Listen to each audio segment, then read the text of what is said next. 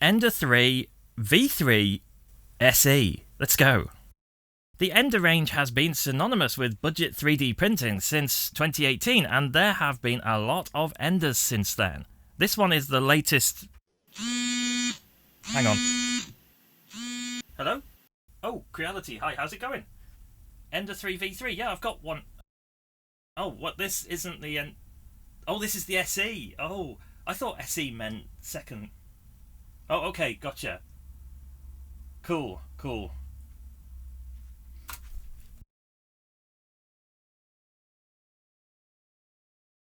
This one is one of the latest in the Ender family tree. Not to be confused, but totally going to be confused with the teased but not yet released Ender 3 V3 that's going to be revealed in about a week, and the two machines don't look like each other at all. This particular Ender 3, the SE, is really following the true Ender path as a budget machine that runs Marlin and is offline and takes an SD card and is aimed squarely at beginners. Now, I appreciate that they've put a full-size SD card and a USB-C, so that makes it more like the S1 series. Let's have a look at what else there is. Headline features include twin Z-screws, linear railrods, and full auto leveling, and that last one is definitely the biggest in my opinion. We'll take a look at that in a minute. On the face of it, the printer looks pretty normal and quite endery, but if you spin the machine around, you could see there's some interesting things going on here. I'm no engineer by any means, as people keep reminding me, but this looks like bespoke extrusion on the Z-axis here, and I think this is done for rigidity. It also makes the front look a bit nicer because it hides some of the wheels. Also, with regards to the frame, we have some interesting design elements, like this stepper is here, and let me get Steve.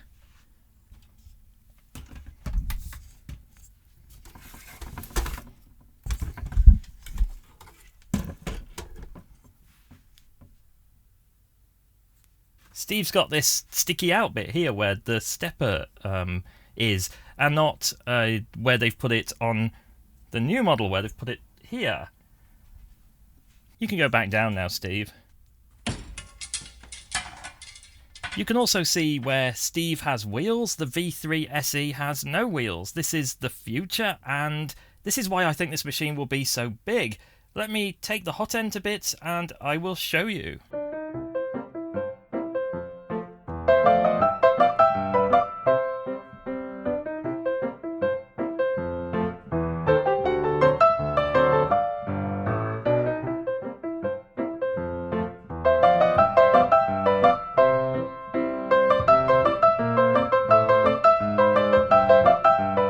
Now that was completely unexpected. I thought we were going to see a strain gauge on here, and I thought we were going to see a BL Touch. We've got the BL Touch, that's for doing the mesh bed leveling, but the strain gauge for doing the Z offset is actually under here. I think you could just about see the wire under there. The actual Hotend is a new one. I've not seen this before. It says on the board here E3 V3 nozzle V1.5. This is actually quite nice. There's nothing wrong with it. It's a bit like the Neo one with the wavy bits. I don't know what these wavy bits do. I'm quite intrigued by them. There's a PTFE tube goes right down to the nozzle, so you can't do any high temperature stuff with it, unfortunately, but it is kind of a beginner printer, I guess, so no issues there. And the extruder is the standard Sprite extruder. This is obviously tried and tested. It's good to see that being used because it is a really good extruder. When I open the base, I expect to see... Actually, I have no idea what I'm going to see. You never quite know what you're going to see inside a new Creality printer. Let's have a look.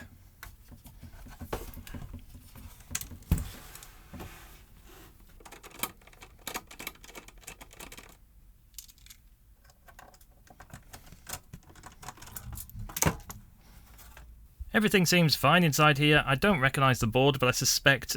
That is a lot of inductors. I suspect it's a S1 model board, but I don't know that. It might be from the Neo range. We've got ferrules all round, and I don't see any issues. We've got earthing to the frame, and it's a Creality branded power supply, for better or worse.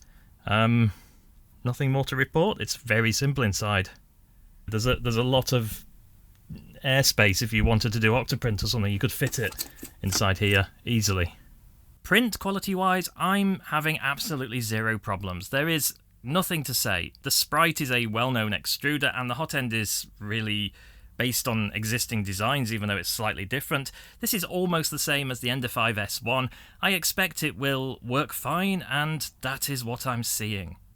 Things I don't like about this printer are the bed and the bed. If you plan to buy an E3 V3 SE, then also get a PEI bed at the same time. Creality do one that fits, but any old Ender bed will do. It's a standard size, and they're relatively cheap if you shop around. You can remove the screws off the back of the bed if you've got one that doesn't have the indents to line it up. Things I do like about the V3 SE are the user interface. It's close to Steve's user interface, but in my opinion, slightly better. It's possibly the best user interface I've seen on a bed slinger yet, I think. One final point, which is almost certainly moot. My unit and a lot of other units have arrived with a bent plate under here that taps the screw when it goes forwards, as you can hopefully see. I haven't fixed it because I wanted to make sure that I could film it, but it's just something you need to slightly bend upward. Bear in mind that the strain gauge is here, so don't damage it. I've reported it back to Creality, and I am sure that this will be fixed on the release printer, but even as is, it doesn't actually seem to do anything unless you're using the very back of the bed, and when I did, it didn't seem to make a huge difference anyway. It doesn't seem to affect my print. I will still fix it though. So, conclusion time. This almost certainly is the next big Ender 3. I fully expect this to be hugely popular. The price is basically $200, and for that money you're getting a completely automated printer that, okay, it lacks some high-end features, but it still pumps out some pretty decent accurate prints, and you don't even have to build it from a kit like you did with the Ender 3. It's the ideal printer for anyone who wants a basic trouble-free, calibration-free printer. And it's perfect for a beginner or when you're buying it for someone else who doesn't already 3D print. So what do you think? Links are below as always. Remember to subscribe if you haven't already. Comments, go in the comments section. I will see you next time.